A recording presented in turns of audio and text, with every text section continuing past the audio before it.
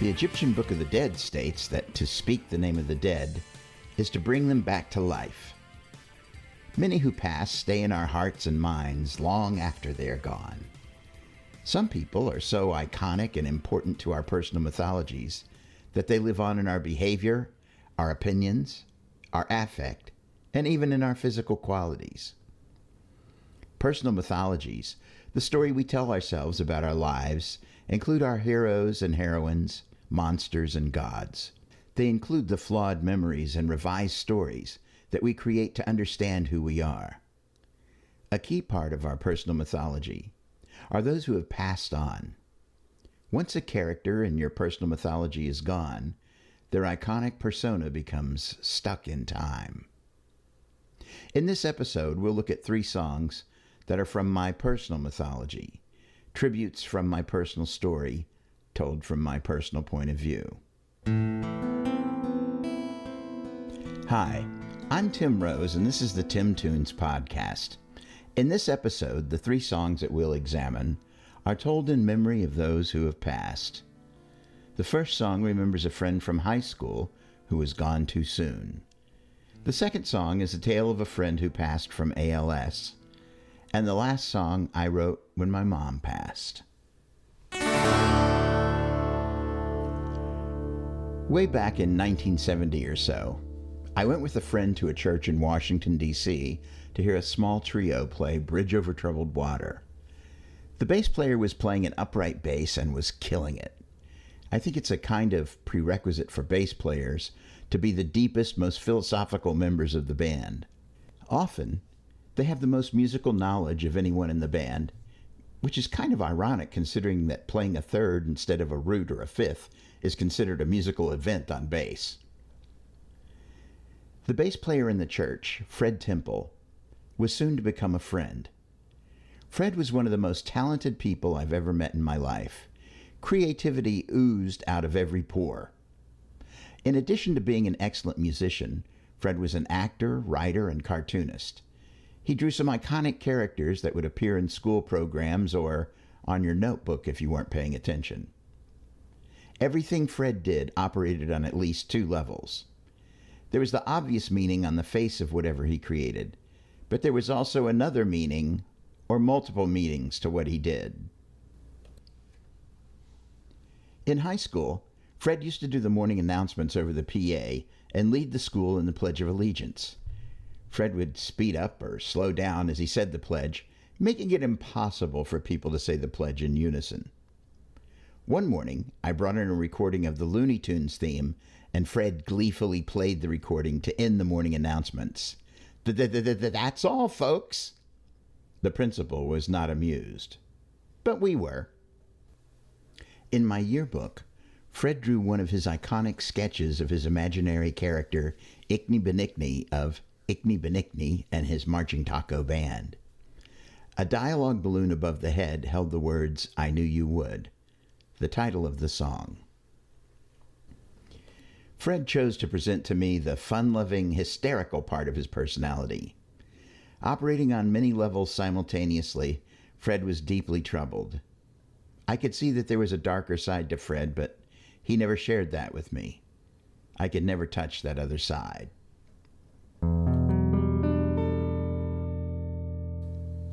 I wrote this song to help me deal with his passing and recorded this in my studio back in the late 90s and early 2000s. Here is I Knew You Would.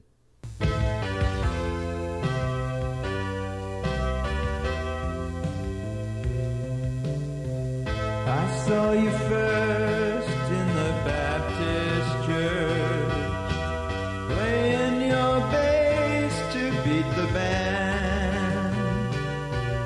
You played so sweet, but you did not smile, though you held the crowd in your hand. I knew you would, I knew you would. You wrote it twice in my yearbook. You did as best you could, I guess. I knew you would.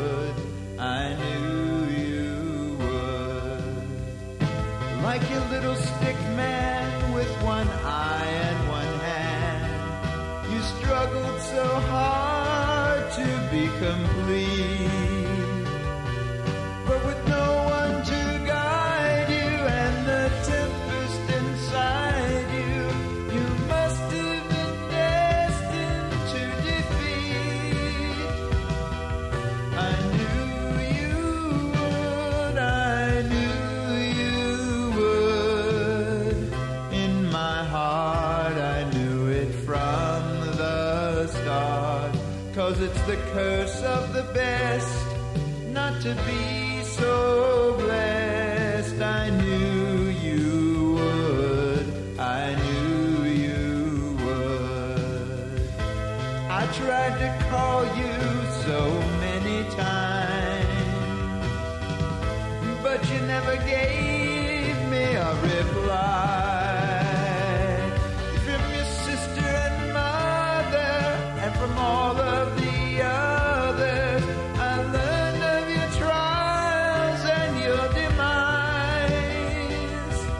I knew you would, I knew you would. I guess I did as best I could, but I had to cry when I learned you died. I knew you would, I knew you would.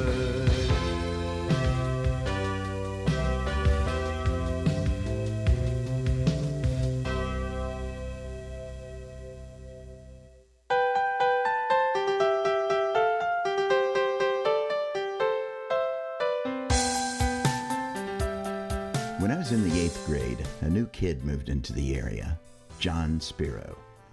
John was from California.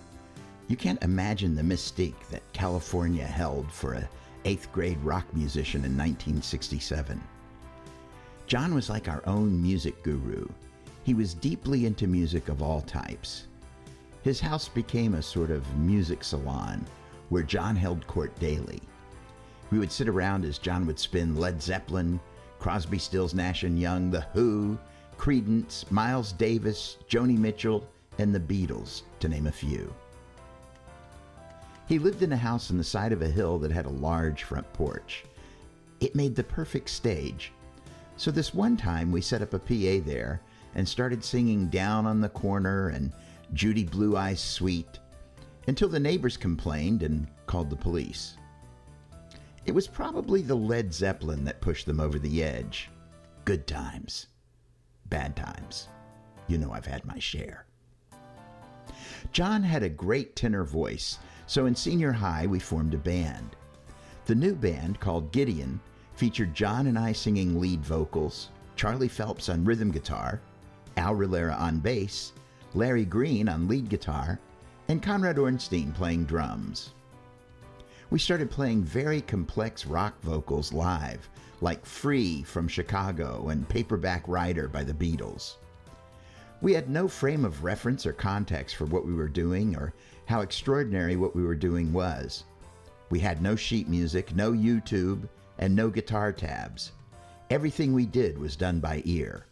Sure, we scribbled down the lyrics as best as we could make them out and wrote out the chords as best as we could figure them. We got really good and then just stopped when we graduated from high school. John and I would have these long, far-ranging conversations from time to time. We talked about music, we talked about the meaning of life, we talked about the future. After high school, John kept on working on music and I went off to college to study theater.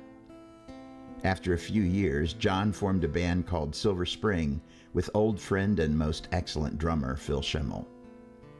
For years, they played the gig circuit in the D.C. area and up and down the East Coast. The rest is in the song. John was my friend, and I will never forget him.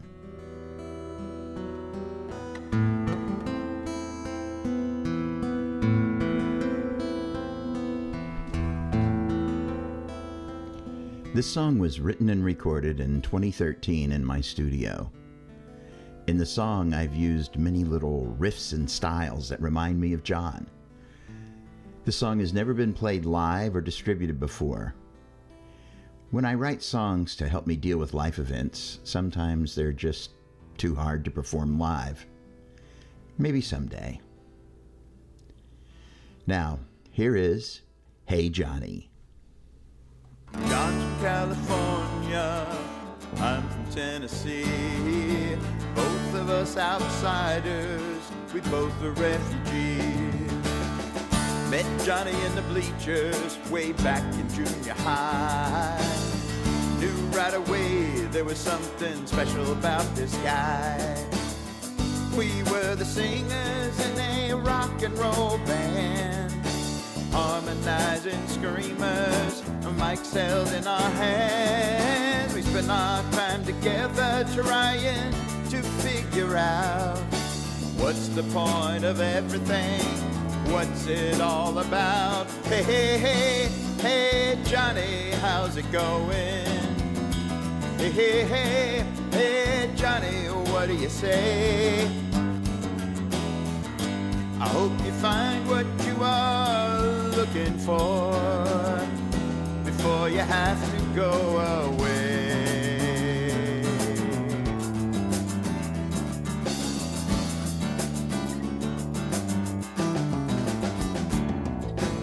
After graduation, we parted separate ways. I went off to college and Johnny hit the stage, looking for the big break to send him through the roof. Johnny kept on reaching, searching for the truth. A disco, bluegrass, rockin' Cajun, looking all around. Johnny tried them all while he was searching for his sound. Till working on the road started taking its toll, wearing on Johnny's heart and weighing down his soul. Hey, hey, hey, hey, Johnny, how's it going? Hey, hey, hey, hey, Johnny, what do you say? I hope you find what you are looking for before you have to go away.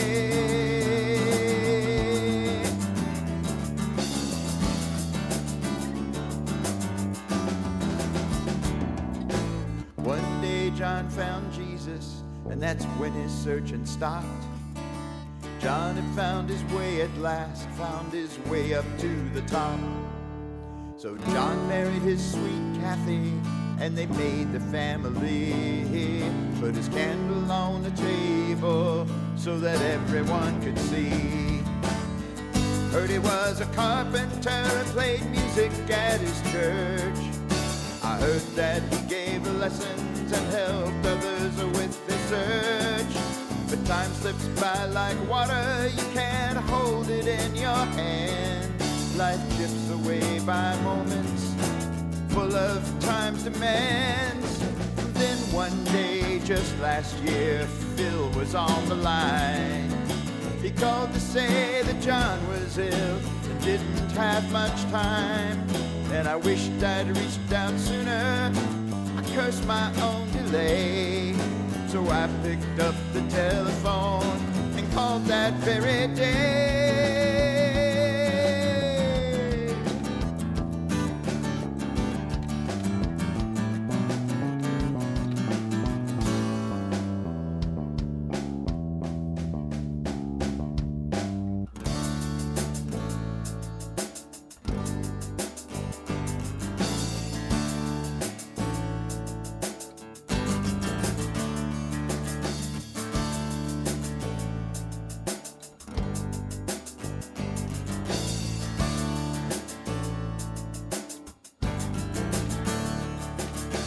Got to spend some time with John before he had to go.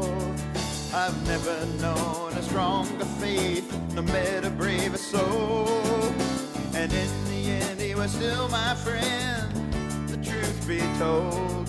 And those last few days together were more precious than gold. Hey, hey, hey, hey, Johnny, how's it going? hey, hey, hey, Johnny, what do you say? I'm glad you found what you are looking for. Now Godspeed you on your way.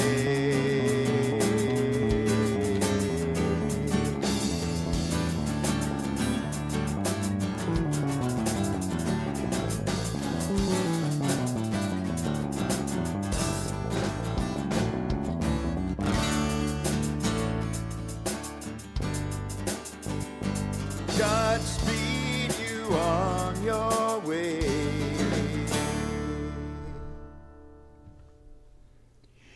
I'm not particularly religious, but I wanted to stay true to John and his beliefs and his story. I'll just say that John's belief in Jesus saved his life and leave it at that.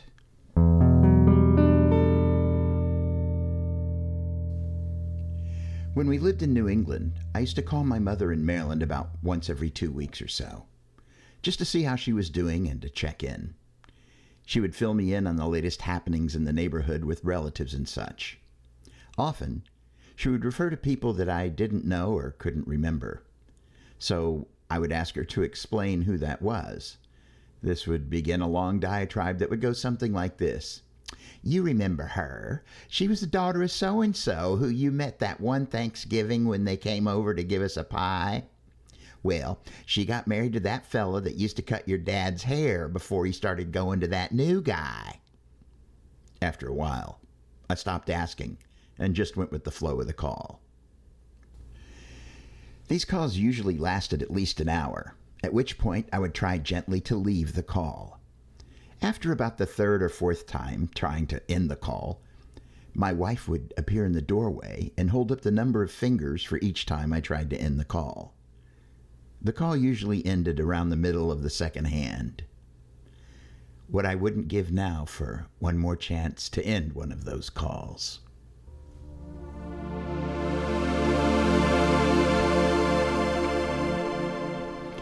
I wrote this song in part to help me deal with my mother's death. It wound up being about just generally dealing with grief. I doubt I'll ever stop grieving over my mother's death, but I can always remember.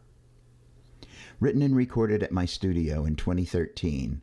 Please enjoy, And Then I Remember.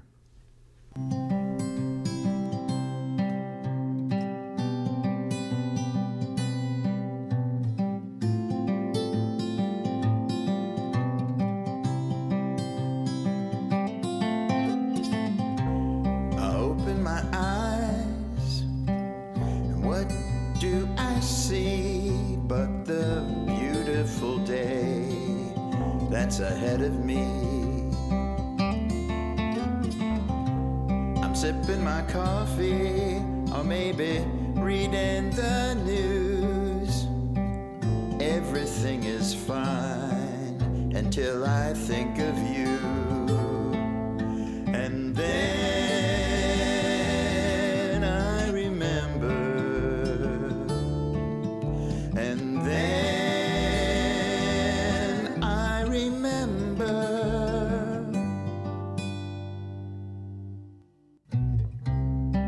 put it behind me as best as I can, and I set about working as best as I can stand.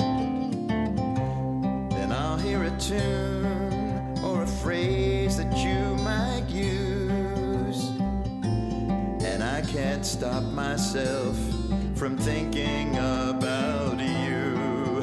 And then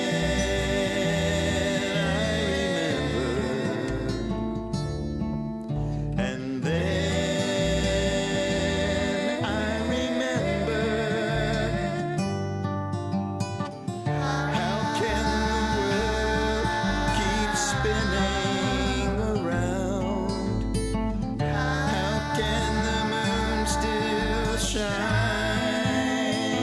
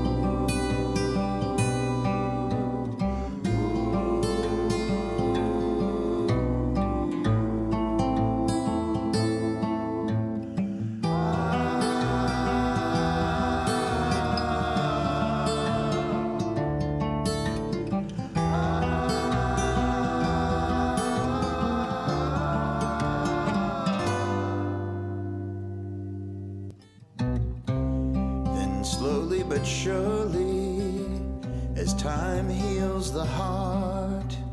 These moments are fewer and farther apart. Memories fade as life intrudes, until all that is left is the soul of the memory of you. And still I remember,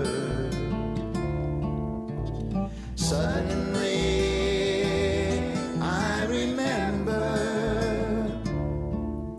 and then I remember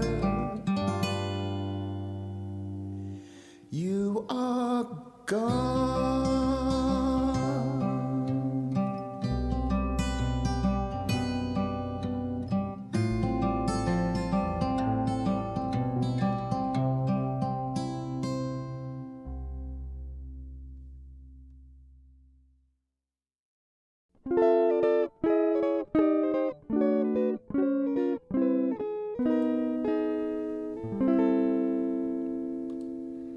Well, cheery episode this one.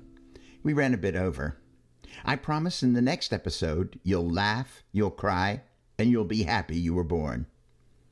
As always, you can subscribe to this podcast or stream or purchase my published music on your favorite source, Spotify, Pandora, Apple, or Amazon. Simply search for Tim Tunes Podcast in whatever app you use to listen to music or podcasts. See you later.